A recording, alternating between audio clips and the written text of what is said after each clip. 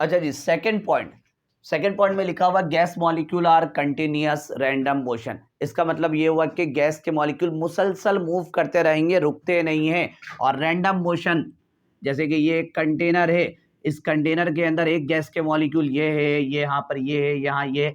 अब ये कोई कंफर्म नहीं बता सकता है कि गैस का मॉलिक्यूल यहीं जाएगा। इसकी मर्जी है यहाँ जाए, इसकी मर्जी यहाँ जाए, इसकी मर्जी यहाँ जाए। रैंडम डायरेक्शन में ये मूव कर सकता है। एक गैस दूसरे गैस से अच्छा खासा दूर होता है। कितना दूर होता है? 300 टाइम होता है। कैसे? ये भी मैं जब आगे जाऊंगा तो इसी काइनेटिक मॉलिक्यूलर थ्योरी के पोस्टुलेट्स नंबर 5वें या 6 में हम बात करेंगे कि दो के दरमियान कितना डिस्टेंस मुमकिन है कि हो सकता है। ये रैंडम मोशन होते हैं, कहीं पर भी गैस के मॉलिक्यूल जा सकते हैं, यहाँ पर चले जाए, यहाँ चले जाए, यहाँ पे चले जाए, जिसको जहाँ जाना है रैंडम डायरेक्शन मूव कर सकते हैं। तो यही लिखा हुआ gas molecule are in continuous random motion travelling the straight line until they collide with each other or with the wall of container। ये जो गैस के मॉलिक्यूल इसके अंदर दिख रहे हैं हमें, ये गैस के मॉलिक्यूल तो कहीं पर भी जाएंगे, हो सकता है जाते हुए आपस में टकरा भी जाते हैं। ये मॉलिक्यूल हो सकता है कि आपस में टकरा जाए, या कोई मॉलिक्यूल इससे किसी से भी टकरा सकता है। आपस में टकराएगा तो कम से कम ये होता है कि ये वॉल से टकरा जाता है। ये यहाँ पे जाएगा मूव करते हुए, इससे टकराएगा, टकराने के बाद इधर जाएगा, कोई मॉलिक्यूल यहाँ उससे टकराएगा। यानी कि इसके अंदर टकराव का सिलसिला चलता रहता है, और इस टकराने को हम कहते हैं कॉलिजन।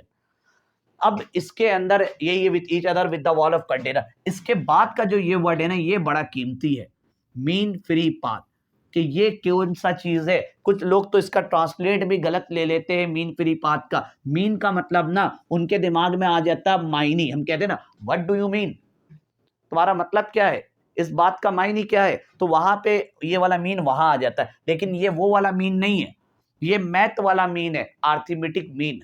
मैट्रिक क्लास में 9th क्लास में आपको मैथ में पढ़ाया जाता है मॉड, मीन, मीडियन। तो ये वो वाला मीन है, इसको अरिथमेटिक मीन फुल में पढ़ते हैं, ARITHMETIC, अरिथमेटिक मीन। और इसका आप लोगों का सिंबल याद हो तो एक्स के ऊपर बार रखकर किया जाता है, बार लगाया जाता है। एक होता है इस तरह से लगाया जाता है मॉड के लिए, नहीं ये होता है मीडियन के लिए, और ये होता है मॉड के लिए। फिलहाल ये दोनों तो हमारे कोर्स के अंदर नहीं है, मॉड मीन मीडियन साथ ही पढ़ाया जाता है। ये फ्री मीन का मतलब तो मैंने बता दिया, जो ये माइनी वाला मीन नहीं है, अरिथमेटिक मीन वाला। अब ये फ्री का नाम सुनते ही हमारे दिमाग में आ जाता मुफ्ता, कोई चीज फ्री में मिल जाएगा। ये वो वाला फ्री भी नहीं है। बाज़ औक़ात आप किसी जगह में जाते, कोई बंदा अकेले बैठा हो, उसके बराबर में एक चेयर होता है, तो हम उससे जाके बाज़ औक़ात पूछते, सर ये चेयर फ्री है? उस फ्री का मतलब ये थोड़ी पूछ रहा हूं मैं कि क्या ये चेयर मुफ्ते का है, उससे तो मैं पूछ रहा हूं जगह खाली के लिए भी इस्तेमाल किया जाता है फ्री। तो यहां पर खाली जगह के लिए इस्तेमाल किया गया फ्री के लिए। और पाथ का मतलब तो सभी नॉर्मल जानते हैं, रास्ता वगैरह कहा जाता है, ठीक है। और ये फ्री का मतलब है खाली के लिए इस्तेमाल किया जाता है। अब होता क्या है, इसको बहुत अच्छे से आपने देखना है, इसमें बच्चे गलती कर जाते हैं। जैसे एक गैस का मॉलिक्यूल, एक ही को हम लेते हैं यहाँ, बल्कि एक काम करते हैं, एक गैस का मॉलिक्यूल ये है। वैसे गैस का मॉलिक्यूल तो मूव करता रहेगा, वक्ती तौर के लिए समझ लो ये मॉलिक्यूल यहाँ पे इस वो हो गया, रेस्ट हालत में रोका हुआ है। वैसे ऐसा मुमकिन नहीं, सिर्फ इमेजनरी समझने के लिए। एक गैस का मॉलिक्यूल यहाँ रुका हुआ है, एक गैस के मॉलिक्यूल को यहाँ रोक दिया, एक गैस के मॉलिक्यूल को यहाँ मैंने रोक दिया, एक गैस के मॉलिक्यूल को यहाँ मैंने रोक दिया, एक गैस के मॉलिक्यूल को मैंने यहाँ रोक दिया। अब हुआ ये कि एक और गैस का मॉलिक्यूल है, इसको मैं मूव करवा रहा हूं। ये गैस का मॉलिक्यूल ये चलते हुए गया यहां तक का, यहां गया और इससे जाकर टकरा गया। जब इससे टकराएगा तो इसको हम कहेंगे कॉलिजन। ये कॉलिजन किया, टकराने के बाद ये गैस का मॉलिक्यूल यहां तक गया, यहां तक जाने के बाद टकरा गया। अब टकरा के इस डायरेक्शन में आया, यही मॉलिक्यूल है, रेड कलर का इसी के लिए बनाया है। ये मॉलिक्यूल टकरा के इधर आया और अब ये यूं आ रहा है, इस तरफ आ रहा है। यूं गया, पहले यूं गया, इससे टकराया, टकराने के बाद अभी नीचे की तरफ आ रहा है। ये आया यहां से, ये पहुंचा, ये वही मॉलिक्यूल अब तक नहीं टकरा रहा है, यहां आया, अब इससे टकरा गया।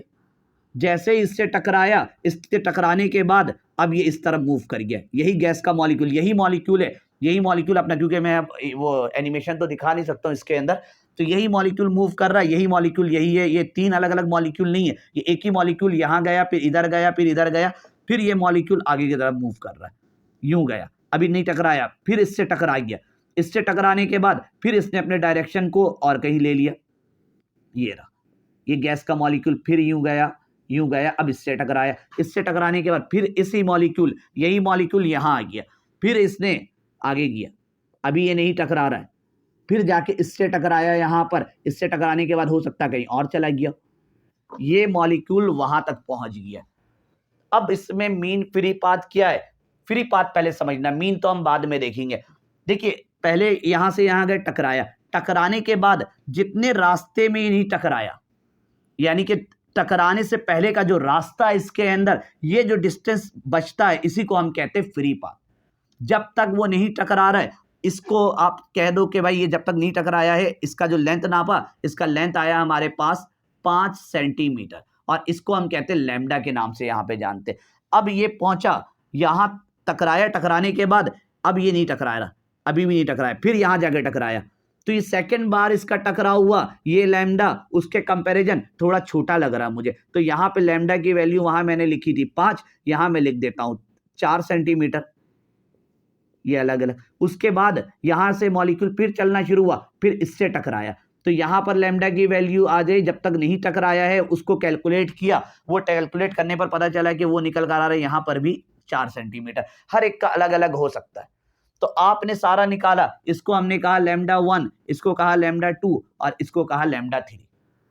अब इसके अंदर कितनी बार कॉलिजन होगा, लाखों टाइम कॉलिजन होता है, एक बार कॉलिजन नहीं होगा। तो अब ऐसे टाइम पे क्या करते हैं आप लोग, अगर मैथ का याद हो, मीन के अंदर ये होता है कि जब पूरा सीरीज होता है कि 3 हो, फिर 5 हो, फिर 8 हो, फिर 6 हो, अगर आपको इसका मीन निकालना है तो आप मीन निकालने के लिए पूरे को सम करते हो, समीशन एक्स होता है जिसको, और इसको हम क्या कर देते हैं एन से डिवाइड कर, जितना नंबर है इन सबको सम करोगे तो 8 और 5 हो जाएगा यहाँ पर।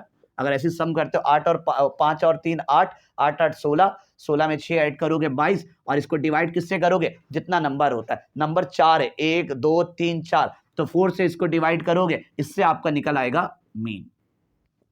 तो ये तो मैंने 4 है, अगर यहाँ पे 6 नंबर होता, 6 नंबर को प्लस करके 6 से डिवाइड करते, अगर होता है कि यहाँ पे 8 और मैं डाल देता, तो अब आप क्या करते, इधर इधर मैं कर देता 30, और अब इसको हम किससे डिवाइड करते, 5 से। 6 नंबर होता तो छठे नंबर को इस तरह प्लस करते और नीचे में 6 लिख देता।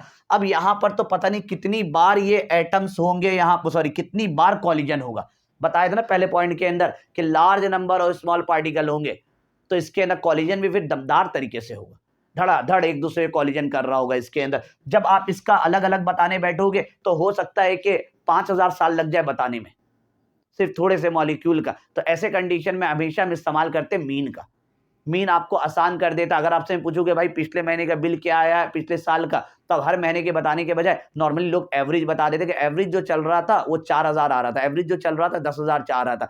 10,000 का मतलब है कि हर बार 10,000 नहीं आ रहा होगा, किसी महीने 8,000 भी आया, किसी महीने 13,000 भी आया, किसी महीने 10,000 भी आया, किसी महीने 11,000 भी आया। वो हमने एवरेज निकाला होगा, पूरे 12 महीने का बिल सम किया और 12 से डिवाइड कर दिया होगा, इसको हम एवरेज कहते हैं। तो यहां पर हजारों मॉलिक्यूल आपस में टकरा रहे होंगे, हर का फ्री पाथ निकल रहा होगा। फ्री पाथ याद रखिए उसको कहते हैं जितने देर तक मॉलिक्यूल टकराया नहीं है, जैसे यहां से यहां तक का नहीं टकराया है, जितने देर वो नहीं टकराएगा उसको हम कहेंगे फ्री पाथ, जितने देर तक नहीं टकराया उसको हम कहेंगे फ्री पाथ, जितने देर तक नहीं टकराया उसको कहेंगे फ्री पाथ। इस तरह से हर का फ्री पाथ निकलेगा, लाखों फ्री पाथ की वैल्यू निकल आएगी, हम उसका निकाल लेते हैं मीन। अब मीन निकालने का क्या तरीका होगा, मीन निकालना है तो आप इधर लिखोगे ये लैम्डा 1, क्योंकि वैल्यू तो मैं लिखने से रही तो मैंने अंदाजे में लिखा, प्लस लैम्डा 2 प्लस लैम्डा 3, कितना होगा मुझे क्या मालूम भाई, ये तो अरबों में होगा यहाँ पर, तो इसको लेकर जाएंगे और लैम्डा एन लिख देंगे, और डिवाइड बाई कितने कॉलिजन्स होंगे मुझे क्या मालूम, ये तो अरबों में होगा, तो यहां पर मैं क्या लिख दूंगा, एन लिख दूंगा, इससे निकल आएगा मीन। तो अब यहाँ मीन के लिए एक्स का सिंबल इस्तेमाल नहीं करेंगे, यहां लिख देंगे लैम्डा एम लिख देंगे, तो ये कहलाएगा हमारे पास, इसी को कहते हैं ये जो है ना ये मीन फ्री पाथ, कि जब तक गैस के मॉलिक्यूल्स में डेफिनेशन में आप पढ़िएगा यही लिखा हुआ है, the average distance covered by the gas between two successive collision, दो सक्सेसिव कॉलिजन, ये देखिए पहला कॉलिजन यहां हुआ, दूसरा कॉलिजन यहां पर हुआ, तो दो कॉलिजन के दरमियान जो यहां पे डिस्टेंस नजर आ रहा है, उसके बाद कॉलिजन यहां जाकर हुआ, तो इनके दरमियान का जो फासला होता है उसी को हम कहते हैं मीन फ्री पाथ। इसके अलावा एक और वर्ड होता है हमारे पास, एवरेज रिलैक्सेशन टाइम, ये भी मैं आपको लिखवा, पहले ये लिख लो आप लोग, इसके साथ ही मैं ऐड कर देता हूं, क्योंकि जब मैं फिजिक्स पढ़ाऊंगा आपको तो उसके अंदर ये काम आएगा करंट के टॉपिक में। फिजिक्स अभी तो नहीं, लेकिन इंशाल्लाह आगे जाएंगे तो फिजिक्स का भी पूरा अरेंजमेंट किया हुआ है, तो उसके अंदर भी हम जाएंगे तो वहां पर एवरेज रिलैक्सेशन टाइम टाउ, ताउ मीन अभी लिखवा रहा हूं, इसको लिखो, फिर मैं आपको ताउ मीन बताता हूं क्या होता है, इसी के अंदर का हिस्सा है। अच्छा, ज़्यादा कुछ मैंने नहीं मिटाया क्योंकि इसी सिर्फ साइड का मिटाया है, इसी डायग्राम के अंदर हमने काम करना था। अब ये क्या है, इस सिंबल का नाम होता है ताउ। अब ये एवरेज रिलैक्सेशन टाइम, ये क्या चीज़ है, हुआ ये कि जब ये मॉलिक्यूल यहाँ से यहाँ तक गया, नहीं टकराया, यहाँ टकराया, यहाँ टकराने के बाद जब यहाँ तक आया ना, तो बीच में उसको क्या मिला, रेस्ट मिला। जैसे मैं यूँ जा रहा हूँ, यूँ जा रहा हूँ, यूँ जा रहा हूँ, अभी नहीं टकरा रहा हूँ, रिलैक्स जा रहा हूँ। अचानक से यहाँ टक्कर हुआ तो मैं इस तरफ फेंका गया। अब टकराव हुआ, टकराने के बाद फिर आराम-आराम से जा रहा हूँ मैं यूँ-यूँ करके। फिर यहाँ टकराया, टकराने का फिर फेंकाया। यानी कि जब तक मेरे अंदर टकराव नहीं हो रहा, मैं रिलैक्स जा रहा हूँ और अचानक से जाके यहाँ झटका मार रहा, मैं फेंका रहा हूँ। तो ये जो झटका लगने से पहले जो रिलैक्स होकर जा रहा हूँ ना, जितने टाइम मुझे रिलैक्सेशन मिल रहा है, उसी को हम कहते हैं रिलैक्सेशन टाइम। अब एवरेज क्यों कह रहे हैं? क्योंकि भाई कभी ज़्यादा मिल रहा है, कभी कम मिल रहा है। कभी ये हो रहा है कि जा रहे बहुत जल्दी कोई धक्का मार दे रहा है, कभी थोड़ा रुक कर धक्का मार रहा है। कभी हो रहा है कि कोई 2 सेकंड बाद धक्का मार रहा है, कभी-कभार मुझे कोई 5 सेकंड बाद धक्का मार रहा है, कभी कोई मुझे 7 सेकंड बाद धक्का मार रहा है, कभी मुझे अगले सेकंड धक्का मार दे रहा है। तो अलग-अलग आ रहा है। तो अब इसको बताने के लिए हम एवरेज या मीन का सहारा लेते हैं। एवरेज भी यही होता है कि पूरे आपको वैल्यू को कैलकुलेट करते हो, जितना नंबर होता है उसको सम करते हो, उसी से एवरेज निकल कर आता है और वही मीन कहलाता है। जैसे अगर हम यहाँ पे बात करें, ये मॉलिक्यूल यहाँ से यहाँ तक जब पहुंचा, तभी बीच में नहीं टकराया, तो इसको हम कह देंगे यहाँ पर ताउ 1। टाइम को ही कहा, लेकिन यहाँ पे ताउ से हम रिप्रेजेंट कर रहे होते हैं। ये मॉलिक्यूल यहाँ टकराया, टकराने के बाद अब हो सकता है यहाँ से यहाँ नहीं टकराया, हो सकता है ये हमारे पास लग गया 5 सेकंड का। 5 सेकंड ये रिलैक्स किया, 5 सेकंड तक इसके अंदर टकराव नहीं हुआ। फिर यहाँ पहुंचा, यहाँ पहुंचने के बाद टकराव हुआ, फिर आया और आराम से जाना शुरू हुआ, रिलैक्स होकर जा रहा, कोई टकराने वाला नहीं। जैसे ही यहाँ तक पहुंचा, टकराव हो गया, तो ये हो गया, यहाँ पे रुक गया। जैसे टकराव से पहले चेक करोगे तो वो टाउ 2 निकल आएगा। हो सकता है कि ये भी हमारे पास निकल कर आया हो 3 सेकंड। फिर यहाँ गया, यहाँ टकराने के बाद फिर आराम से चलना शुरू, चल रहा है। अचानक से फिर इसको टकराव लगा। जब तक टकराव नहीं लगा था, उसके बाद आपने टाइम स्टॉप वॉच ओपन किया और चेक किया, ये बन गया यहाँ पर टाउ 3। हो सकता है कि यहाँ पर हो 2 सेकंड, अलग-अलग हो सकता है। तब इस तरह से पूरा चलता रहेगा। ये हो जाएगा टाउ 4, ये हो जाएगा यहाँ पर जब तक वो नहीं टकराया, रिलैक्स कर रहा है, उसको टाउ 5 कहेंगे, 4, 5। ये कहलाएगा टाउ 6। इस तरह से सारा आप निकालिएगा। अब निकालेंगे सारा तो अरबों ताउ निकल आएगा यहाँ पर। तो हम ये करते हैं कि ताउ 1, ठीक है, फिर उसके अलावा ताउ 2, टाउ 3, टाउ 4, इस तरह से चलता रहेगा और tau n divide by n।